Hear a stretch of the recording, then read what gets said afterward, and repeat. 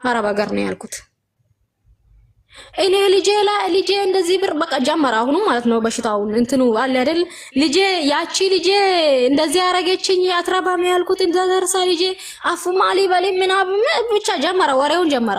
እኔ ምንም ጮሃ እንትን አልፈልግም በቃ ለሰፈር ሰው ለሁሉ እንደ እንትን አለ ማለት ነው። እኔ ብሬን ሳታስወጣኝ ምን ሳትል ልጅቷ ሄደች ምናምን ብሎ ያው ስለኝ ማውራትም አልፈለኩም። ዝም አልኩና ወንድሞቼን አልኩት አልተመለሱም አይደል ወደ ቤት? አዎ በቃ ወንድሞቼ ትምህርት ይግቡ።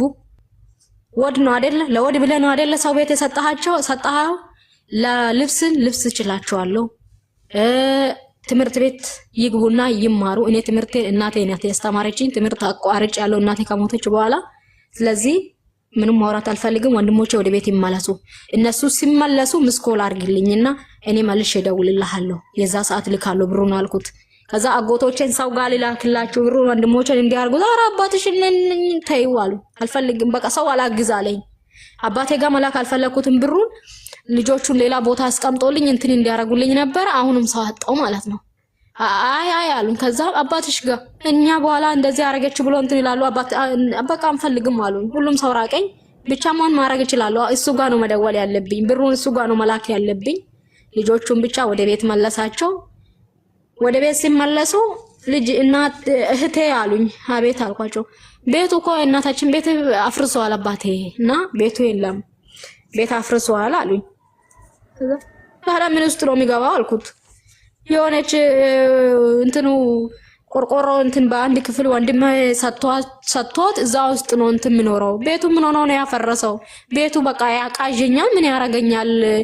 የእናታችሁ እንትን እየመጣብኝ ነው ትውሳ ምንድን ነው ነገር ብቻ እንትን ይለኛል። እናታቸውን ያረኩት እዚህ ቤት ውስጥ ፊት ለፊት እንትን ይለብኛል ብሎ እንደዛ ነው የሚለን። ቤት ይፈርሷል አሉኝ። እሺ ችግር የለም እኔ ቆርቆሮ ሳር ቤት ሳይሆን ቆርቆሮ ቤት ሰራላችኋለሁ ብዬ ከዛ ቆርቆሮ ቤቱም ተሰራ ከነሚስቱ ያው ልጆቹንም ያው እንትን ማለት እኔ ያልኩት እኔ አባቴ አያገባኝም ግን ቆርቆሮ ቤት ይሰራና እናንተ አብስላችሁ ማብላት ስለምትችሉ ማስፈጨትም ሰው ያግዛችሁ እሱ አውጥቶ ብሩን ከሰጣችሁ እህል እንኳን ካልታረሰ መሬቱ እህል ባያወጣ እኔ እችላችኋለሁ ትምህርታችሁን ተማሩ ነው ያልኳቸው። ግን እኔ እንዳሰብኩት ሳይሆን እሱ ቤቱ ከተሰራ በኋላ ራሱና ሚስቱና ልጆቹን ይዞ ነው ጠቅልሎ የገባበት።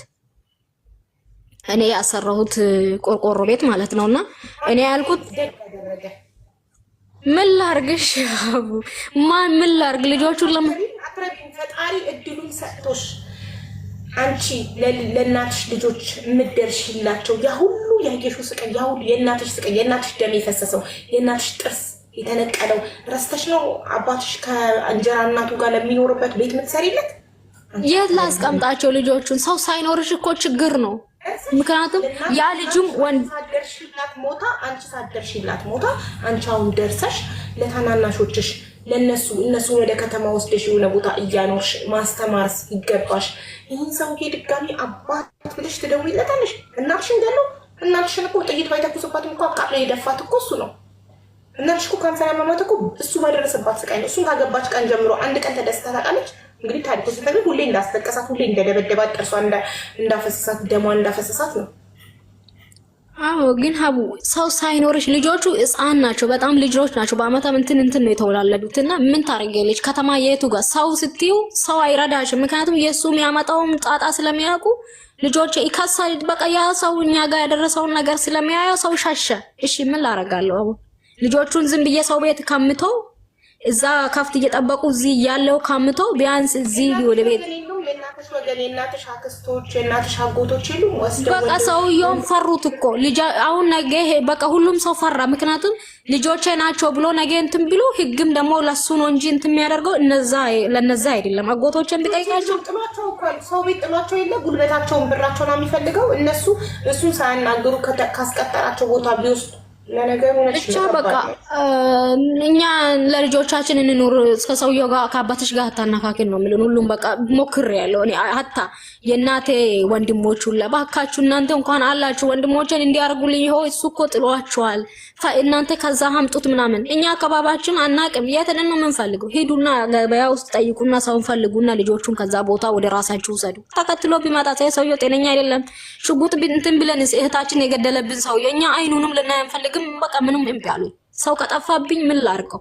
ሰው አጣው። በቃ አጎቶቼ በአባቴ ወንድሞች ስል ሁሉም በቃ ማንም ሰው እዚህ እንዳረ እንዳታነካክን ከአባትሽ ጋር ነው የሚሉኝ። በቃ ሁሉም ሰው እንደዚህ በቃ ምንም ነገር ከዛ ምንም ማረጋው አጣው። ምን ማረግ አለብኝ አሰብኩና ቢያንስ በቃ ወደ ቤት ወንድሞችስ መሬት የተካፈለው የት ሄደ? አገባ እሱ አለ ግን እኔ ከሱ ጋር አሁን መሬት ወስጃለሁ። ከሱ ጋር ጸብም አልፈልግም እንትንም አልፈልግም ማለት። አዎ ሰውየው በቃ እንዲህ ነው የሚጠብቀኝ እንትን ነው የሚለኝ። ትንሽ ነገር እኔ የሆነ ነገር ካሽ ሳደርግ ሰውየው እኔ እንትን ሊያደርግ በቃ በጎጀራ ሁላ ነው የሚጠብቀኝ በምናምን ነው ሁላ ነው ያለኝ ልጁ ማለት ነው ወንድሜ። እኔ ከሱ ጋር በቃ እኔ ትቻለሁ ነው ያለኝ። ትቻለሁ እኔ አልፈልግም አባቴ ስለሆነ ለአላህ ብዬ ቤቱን ስላፈረሰ ይሄ ሰውየው ቀውሷል ብዬ አንድ ክፍል ቆርቆሮ ክፍል ሰጥቼው ከሚስቱ ጋር እዛ ነው የምኖረውና እኔ ግን በቃ ምንም አልፈልግም ነው ያለኝ። ምንም ነገር ከሱ ጋር ንክክታ ተወለደች እኮ እህትሽ ሲያላችሁ የምትጠይቁ እህቷማ አግብታ ወለደች እኮ ሁለት ወለደች አግብታ። አባቴ የለኝም አባቴ ሞቷል ብላ በወንድሟ ኒካ አሳስራ አገባች እኮ። ረሳችሁት? እህቷ የራሷ ህይወት አላት። ስለዚህ እቺ ልጅ ብቻ ናት ኃላፊነት ያለባት። ከዛ በቃ ወንድሞቼ ምን ማድረግ እችላለሁ? በዚህ ስል ሰው ጠፋ፣ በዚህ ስል በሰው አጣው፣ በዚህ ስል በቃ ሰው አለ። ግን በቃ አባቴን የሚያደርገውን ነገር እያዩ ፈሩትና ተውት። ከዛ ምን ማድረግ አለብኝ? ቆርቆሮ ይሰራና ቢያንስ እዛ ቤት እዛ ከንትን ካሉ ትምህርት ይሄዳሉ። ብር ልክላቸዋለሁ፣ የልብሱ እንችላለሁ። የሰው ካፍታ አይጠብቁም። እዚህ ጋር ያሰብኩት በቃ እሱ ነው ማድረግ የምችለው ነገር። የሰው ካፍታ አይጠብቁም። ትምህርታቸውን እየተማሩ እህል ቢያንስ እየበሉ በቃ ይሄን ካገኙ ልጆቹን ከቤት አያስወጣቸውም። አብሮ ማደግ አለባቸው። ምክንያቱም እነዚህ ልጆች ተበታትነው እንዲካደጉ ወንድማሞቾች ከሆናችሁ ነገ ቢገናኙ ይሄን አይል መዋደድም እንትን የለም። አብሮ ስላላደጉ ህፃንም ስለሆነ ልጅም ስለሆኑ አብሮ ይደጉ። በቃ ብቻ ትምህርት ይማሩ፣ ምግብ ይብሉ፣ ይልበሱ፣ ገብቶ ይተኙ፣ ይውጡ። በቃ ይሄን ያሰብኩት ሌላ ማደርገው ነገር ስለሌለ ምልኮ ብሩን አባቴ ጋ ነው አልብስልኝ ልጆቹን በቃ ሙሉ ከሚስቱ ጋር ነው እንትን ያልኩት። ሚስቱ አሁን 3 ልጆች ወልዳለች። እንትን ያለችው ያ ሁሉ ሰው ሂጄ ነው ማለት ነው እንትን ያልኩት። እኔ ቤቱን ያስኩት 3 ልጆች ስለወለደችው ከሷ ጋር በቃ ቤቱ ተሰርቶ ቆርቆሮ ተሰርቶ እዛው ነው የሚገቡት። እኔ ብሩ ልካለሁ። ልጆቹን አገናኘኝ ስለው ልጆቹ ትምህርት ሄደዋል ይለኛል። እሺ ቅዳሜና እሁድ አገናኘኝ ብዬ በቃ 15 ብር ካርድ ገዝቼ የ60 ብር እንደዚህ ካርድ ገዝቼ ጠብቃለሁ። እሁድ ወይን ቅዳሜ አገናኘኝ ብዬ ብጠብቅ እኔ እዛ ነኝ። እኔ በቃ በሚደውልበት ቀን አላገኝም። ብቻ ልጆቹ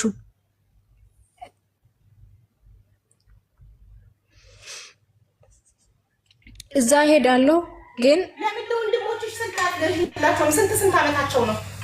አሁን አደጉ እንጂ መጀመሪያማ ጩጬ ነበሩ። መጀመሪያ ልጆች ስለነበሩ ስልክ እና ኃይል መጠቀም ምናምንም አያውቅም። ኤሞ አካባቢ ላይ ሰው ሲጠቀምም አላየሁትም። እኔ ኤሞ ስልክም እንደዚህ ሲም ካርድም ለማውጣት ደግሞ መታወቂያ የሆነ ነገር ያስፈልጋል። ማን ያወጣላቸዋል?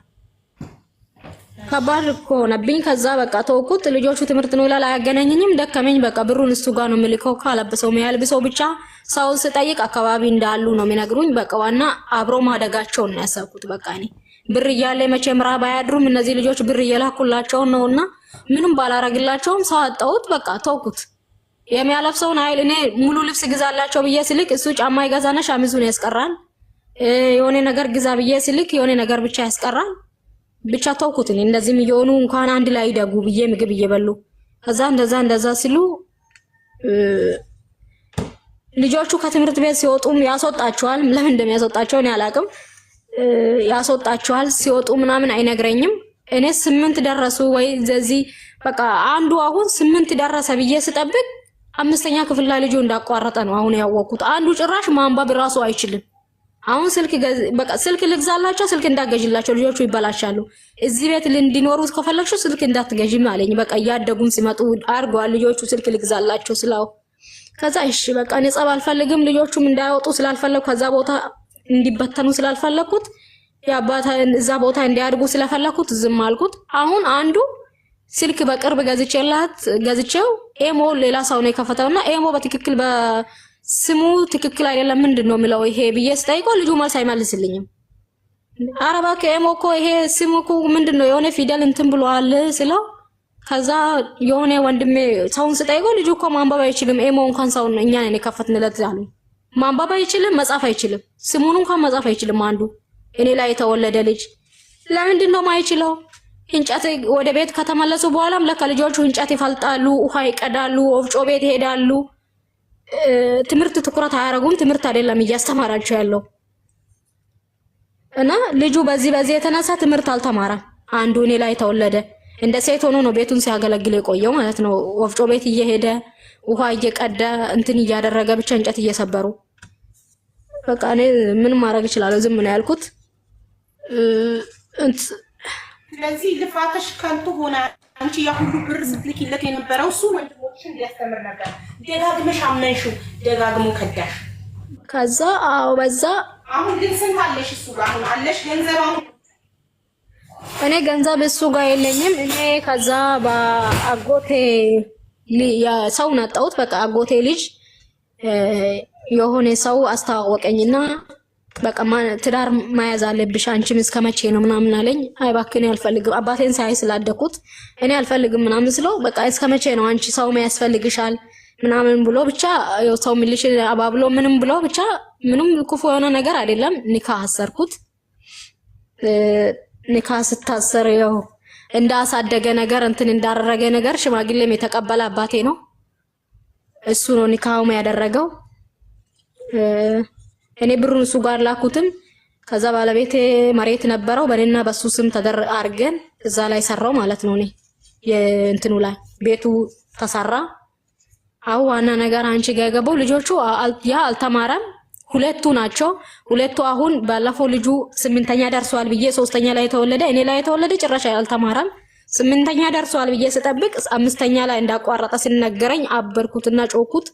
ከዛ 8ኛ ደርሷል እኮ ራሱ ብሎኝ ነው። ከዛ ልጁ ስጠይቀው ምን 8 ነው 5 ክፍል ውስጥ አይደል እንደወጣሁት እኔ መማራተን በቃ ይናገረና አንቺ በምትልኪ ብር ራሱ ሄዱና እንትኑን ሰርታችሁ ብሉ ምናምን አርጋችኋል ይሉናል። በቃ ብቻ ብዙ ነገር እንትን አለና ልጆቹም አሁን አደጉ። ስላደጉ በእህታችን ብር አንተ ቁጭ ብለ እየባላ እሷ ለኛ ብላ እየላከችው ከሷ ጋር ለካ ልጆቹ ይሄን ይነግሩኛል ብሎ ነው ማያገናኘኝና አንተ ልጆቹ ቢያገናኘኝ እንኳን ትንሽ ደህና ነሽ እንዴ ነሽ ካሉኝ ከጆሮአቸው ነው የሚወስደውና ሄዱ በቃ አሁን ሄዱ ምናምን ይላቸዋል። እና ከዛ በእህታችን ብር አንተ እህታችን ለኛ ብላ እየላከችው አረብ ሀገር ቁጭ ብላ አንተ እሷ ብር ነው እንጂ አንተም እየተጠቀምክ ያለ በአሁኑ ጊዜ ኑሮ ውድ ነው የትኛ እንትን ነውና የት ነው የምንሄድልክ የትም አንወጣልህም ይላልና 3ኛ ላይ የተወለደ ትንሽም ኃይለኛ ነው። እሱም እንትን ብዙ ነገር እኔ ላይ የደረሰ እናቴን ያረገ ነገር የአካባቢ ሰው ስለነገረው ልጁ አባቴን በቃ እንትን ይላል ማለት ነው። ኃይለኛ ነው የሚሆንበት አሁን። ለዛ እሱ 5ኛ ላይ ነው የወጣ። አንዱ ጭራሽ እንደውም ማንበብ አይችልም። ያሉኝ አሁን እነዚህ ሁለት ናቸው። ቢያንስ ሁለቱም ከደረስኩባቸውና እነሱንም ካስተማርኩትም ግን ዋና ነገር አሁን ሊገባ ነውና ምን ይለኛል በቃ አሁን እሱ ነው። እኔ አሁን የምትመክሪኝ ነገር በቃ እንትን ማለት አልቻልኩትም። ህይወቴንም ጥሩ ነው ባለቤቴ በጣም ጥሩ ነው። እሱ ኒካህ ካደረኩ ጀምሮ 2 አመት ነው ከሱ ጋር 3 አመት ነው ከሱ ጋር እንትን ያልኩት። ኒካህ ካደረኩ ጀምሮ እንደውም እሱ ነው መናገር አማች ነገር ነው ለኔ ልጆቹ እየተማሩ አይደለም ብሎ ውስጡ ችግሩ ምስጢሩ ማለት ከድሮ ጀምሮ ባያቅም እሱ መናገር ቢከብደውም ግን በቃ እኔ እሱ ጋር ነው እንደውም ኒካህ ካደረኩ ጀምሮ ልብሱን ግዛላቸው እንደዚህ በቃ ልብስ ግዛላቸው የሆነ ነገር እስቲ አባቴን ከማስቸግር ምናምን ይላል። እኔ አውቄ ማለት አባቴ እንደዚህ ክፉ ነው ብዬ ከምናገረው አልናገርም። እኔም ከሱ ጋር ስላልሆንኩት ምን ይለኛል ብዬ አባቴን ከማስቸግረው አሁን ትልቅም ሰው ስለሆነ እስቲ ለልጆቹ ልብስ ግዛልኝና እንትን አርግልኝ ይላልው። ልጁ ልብስ ገዝቶ ሲወስድላቸው በዚህ መላክ ጀመረች ምናምን በቃ ልጁን የሆነ እንትን ማለት ጀመረ ማለት ነው። ባለቤቴ ኒካህ ያረገኝ ልጅ መናገር አንቺ የደበቅሽለት ሚስጥር ለአባትሽ አንቺ የደበቅሽለት ሚስጥር ራሱ በገዛ እጁ ሊያወጣው ነው እየተናገረው ስለሄደ ቁጥር ልጁ አዎ በአንተ ቤተሰቡም ገና እንትን አጠገቡ ባልደረሰች ወንድ ነው ቀየረችው ምናምን የሆነ ነገር በቃ አንድ አይደል። ልጁ ደግሞ እየከበደው መጣና አባትሽ ብርሽን ያው የሚበላ እየመሰላቸው ነው። እኔ ቤቱም የተሰራበት እነሱ ነበሩ፣ አጎትሽ ነበረ እና ሂሳብ አንቺም ታውቂያለሽ። እኔ እንደዚህ የሚፈልግ ሰውም አይደለሁም። በቃ ብቻ መሬቱን ከምትገዛ አንተ መሬት ስላለ እዚህ ላይ